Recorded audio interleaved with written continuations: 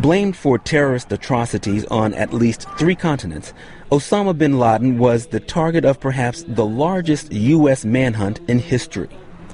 Following the catastrophic attacks on New York and Washington on September 11, 2001, President Bush publicly vowed to find the man believed to be the mastermind, Osama bin Laden. They used to put out there in the Old West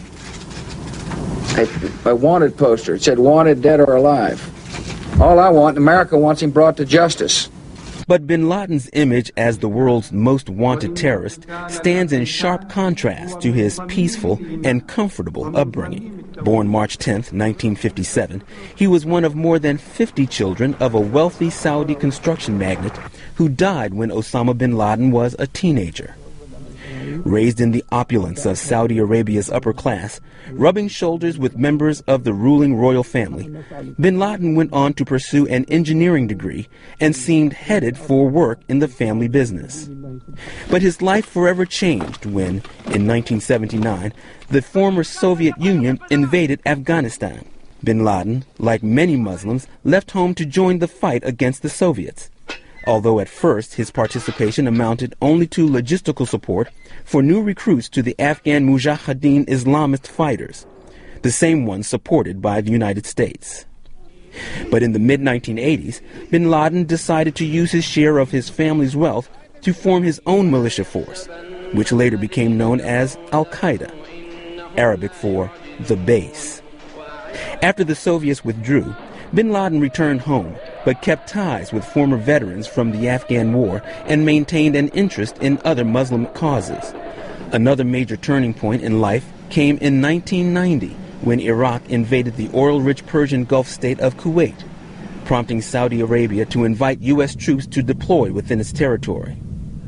Bin Laden saw the arrival of non-Muslims on what he considered Holy Land as an affront to Islam. He protested strongly against the move, resulting in his expulsion from Saudi Arabia in 1991. Bin Laden found refuge in Sudan, where he is said to have orchestrated attacks on the U.S. military in Somalia and Saudi Arabia. Under U.S. pressure, the Sudanese expelled him in 1996, and he returned once more to Afghanistan. But even as he involved himself once again in Afghan politics, bin Laden stayed involved in his global struggle against the United States.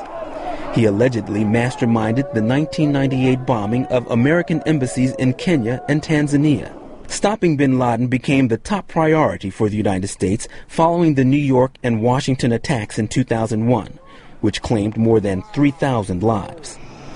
When the Taliban refused to surrender the al-Qaeda leader to U.S. authorities, the United States went to war, ousting the Taliban from Afghanistan in December 2001 and sending Osama bin Laden into hiding.